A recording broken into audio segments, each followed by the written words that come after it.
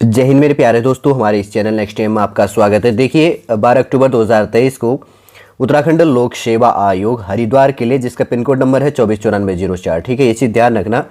इनके द्वारा क्या किया गया है, पशु चिकित्सा अधिकारी ग्रेड सेकंड के लिए नोटिफिकेशन अपडेट कर दिया गया है। वेटनरी ऑफिसर के लिए 91 पोस्टों के लिए जो भी आपके फॉर्म भरने के लिए इंपॉर्टेंट इन्फॉर्मेशन होगा वो इस वीडियो के अंतर्गत आपके लिए प्रोवाइड करने की कोशिश की जाएगी। इससे पहले हम आगे बढ़े, यदि आपके द्वारा हमारे इस चैनल नेक्स्ट टाइम को सब्सक्राइब नहीं किया तो सब्सक्राइब कीजिए तथा बेल आइकन को प्रेस कीजिएगा, ताकि जो भी कंटेंट, जो भी इंफॉर्मेशन हमारे द्वारा आपके लिए प्रोवाइड किया जाता है तो उसका नोटिफिकेशन आपके पास टाइम पर उपलब्ध हो जाएगा। कम समय के अंतर्गत पे पूरा इंफॉर्मेशन जानेंगे और नेक्स्ट वीडियो के अंतर्गत पे मैं वेटनरी ऑफिसर्स का जो यहाँ पर रिक्रूटमेंट है, पोस्ट अपडेट है, उसका सिलेबस भी अलग वीडियो के अंतर्गत आपको प्रोवाइड करूंगा। यदि आप इसके लिए एलिजिबल है तब आपके लिए ये वीडियो काफ़ी मददगार साबित होगा, या आने वाले समय के लिए आप प्रिपरेशन कर रहे हैं या आने वाले समय पर आपका टारगेट है, अगर आप वेटनरी बेस के अंतर्गत से कोई डिग्री ले रहे हैं तो आपके लिए ये वीडियो आने वाले समय के लिए काफी इंपॉर्टेंट हो जाता है। आपको बहुत सारा इंफॉर्मेशन न्यू बिगिनरों को यहाँ पे मिल जाएगा। देखिए किसके द्वारा नोटिफिकेशन अपडेट किया गया, उत्तराखंड के अंतर्गत पे उत्तराखंड लोक सेवा आयोग हरिद्वार के द्वारा, जिसका पिन कोड नंबर क्या है, पोस्ट इंडेक्स नंबर जिसको कहा जाता है, इन फ्यूचर आपका काम आएगा कभी भी, 249404 पिन कोड नंबर है। अगर ऑफिशियल वेबसाइट की बात करें तो इसका ऑफिशियल वेबसाइट क्या है, psc.uk.gov.in, ठीक ना, पब्लिक सर्विस कमीशन उत्तराखंड गवर्नमेंट.in। इस वेबसाइट पर अगर गूगल पर आप सर्च करते हैं तो आपको पूरा इंफॉर्मेशन मिल जाता है। फॉर्म भरने की प्रोसेसिंग भी इसी के अंतर्गत पे स्टार्ट होती है। विज्ञापन संख्या आप देख लीजिए, कोई इतना है नहीं। पशु चिकित्सा अधिकारी ग्रेड सेकंड के लिए, जिसको वेटनरी ऑफिसर कहा जाता है, 2023 के लिए। देखिए नोटिफिकेशन अपडेट किया गया है 12 अक्टूबर 2023 को, 12 अक्टूबर 2023 को नोटिफिकेशन अपडेट किया गया। और ऑनलाइन जो आपका आवेदन पत्र है उसका भरने का जो लास्ट डेट है 2 नवंबर 2023 रात के 12 बजे तक, 2 नवंबर के रात्रि 12 बजे तक आप क्या कर सकते हैं, इस फॉर्म को 2023 तक भर सकते हैं, ठीक है। अब कह रहा है कि अगर आप फीस पेमेंट का जो प्रोसेसिंग होता है तो net banking, debit card, credit card और यूपीआई के थ्रू आप क्या कर सकते हैं, पेमेंट कर सकते हैं 2 नवंबर 2023 को रात के 12 बजे तक। देखिए इंपोर्टेंट डेट आपने जान लिया और फॉर्म फीस पे करने का लास्ट डेट आपने जान लिया इसके अंतर्गत पे। अब देखते हैं, बहुत सारा है लेकिन हम इंपोर्टेंट पॉइंटों को ही यहाँ पर जानने वाले हैं जो आपके लिए क्या हो जाता है, इंपोर्टेंट हो जाता है। जैसे कि यहाँ पर कहा गया है कि रिक्तियों की संख्या घट बढ़ सकती है। अभी टोटल पोस्ट ऑफ वैकेंसी की बात करें तो टोटल पोस्ट इसके अंतर्गत पे कितने हैं, 91 पोस्ट है यहाँ पर आई हुई है, ठीक है। जैसे कि यहाँ पर लिखा गया है कि रिक्तियों की संख्या आपकी क्या हो सकती है, घट बढ़ सकती है। अब एक एक करके बात कर लेते हैं कि कैटेगरी वाइज यहाँ पर नोटिफिकेशन अपडेट किया गया। सबसे पहले है अनरिजर्व कैटेगरी के अंतर्गत पे 44 वैकेंसी है, शेड्यूल कास्ट के अंतर्गत पे 30 पोस्ट है और शेड्यूल ट्राइब के अंतर्गत पे 2 पोस्ट है, अदर बैकवर्ड क्लास के अंतर्गत पे 8 पोस्ट है और इकोनॉमिकल वीकर सेक्शन के लिए 7 पोस्ट है। टोटल 91 कैटेगरी वाइज जो वैकेंसी बटी गई है इनको हमने डिस्कस कर लिया। अब देखिए फीमेल को उत्तराखंड के अंतर्गत पे 30% रिजर्वेशन दिया जाता है। ये पॉइंट काफी इंपॉर्टेंट है, इनको वैसे भी याद कर लेना, कभी कभी एग्जामिनर कोई और अदर एग्जामों पर भी पूछ लेता है।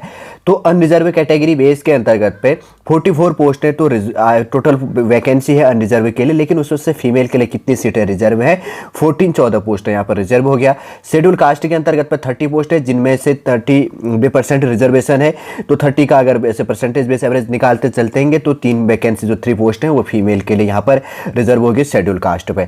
शेड्यूल ट्राइब के अंतर्गत पर टोटल 2 वैकेंसी कोई रिजर्व नहीं है। अदर बैकवर्ड क्लास के अंतर्गत पे 8 पोस्ट है, तो जिनमें से 8 पोस्टों में से 2 पोस्ट क्या है, 2 पोस्ट फीमेल के लिए रिजर्व हो गया। इकोनॉमिकल वीकर सेक्शन के अंतर्गत 7 पोस्ट 7 पोस्ट है, जिनमें से 2 पोस्ट 2 पोस्ट क्या है फीमेल के लिए रिजर्व। टोटल कितनी होगी, 17 पोस्ट है, 17 पोस्ट है फीमेल के लिए रिजर्व हो गया 91 में से, ठीक है। देखिए स्वतंत्रता संग्राम सेनानियों के आश्रितों को 2% रिजर्वेशन दिया जाता है, तो 1 पोस्ट यहाँ पर रिजर्व हो गया। दिव्यांग को 4% रिजर्वेशन दिया जाता है, तो जिसके अंतर्गत टोटल वैकेंसी का 5 पोस्ट यहाँ पर रिजर्व हो गया। और भूतपूर्व सैनिकों को 5% रिजर्वेशन दिया जाता है, तो 3 पोस्ट यहाँ पर रिजर्व होगी। और उत्तराखंड प्रभावित और अनाथ और उत्तराखंड बेस के अंतर्गत डिजास्टर एटसेट्रा बेस में प्रभावित जो है ऑर्फेन अनाथ है, तो उनको 5% रिजर्वेशन दिया जाता है। जिसके अंतर्गत पे देखिए क्लियर करके एक बार मैं बता देता हूँ आपके यहाँ पर अनारक्षित अनरिजर्व कैटेगरी बेस के अंतर्गत 2 पोस्ट रिजर्व है, ऑर्फेन और उत्तराखंड डिजास्टर एटसेट्रा जिसमें वो प्रभावित है उसके लिए। और शेड्यूल कास्ट के अंतर्गत पे 1 पोस्ट रिजर्व है, टोटल 3 पोस्ट यहाँ पर रिजर्व होगी। टोटल कैटेगरी वाइज आपने वैकेंसी को देख लिया होगा। अब देखिए इसके लिए चिकित्सा अधिकारी के लिए, वेटनरी ऑफिसर के लिए इंपोर्टेंट क्वालिफिकेशन बेस क्या चीज़ है, एक एक करके बात कर लेते हैं।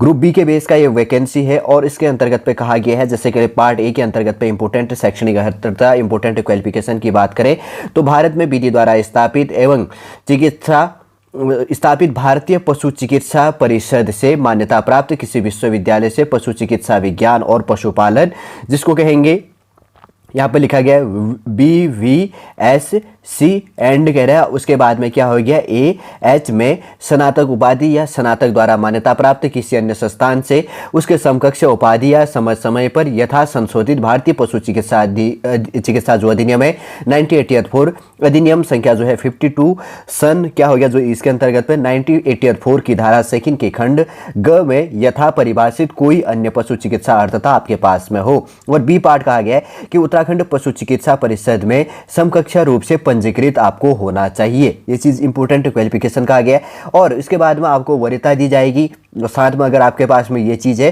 तो क्या चीज़ें होनी चाहिए, जैसे ए बात में कहा गया कि पशु चिकित्सा विज्ञान में स्नातकोत्तर आपके पास में क्या होना चाहिए, PG उपाधि होनी चाहिए या डिप्लोमा या कोई अन्य उच्च अर्हता आपने प्राप्त की हो, आपको वरीयता दी जाएगी। और साथ में अगर आपने प्रादेशिक सेना में 2 वर्ष का जॉब किया तो आपको सेवा दी है तो आपको छूट दी जाएगी। और उसके बाद में NCC का B प्रमाण पत्र या C प्रमाण पत्र आपके पास में है तो आपको इसके अंतर्गत पर भी वरीयता दी जाएगी। ये चीज़ भी आपको ध्यान में रखना है, ठीक है। अब उसके बाद में 5 नंबर का जो पॉइंट है एज लिमिट काफ़ी इंपॉर्टेंट हो जाता है। अगर एज लिमिट की बात करेंगे तो मिनिमम एज लिमिट आपकी 20 फर्स्ट 21 साल और मैक्सिमम आपकी 42 साल होनी चाहिए।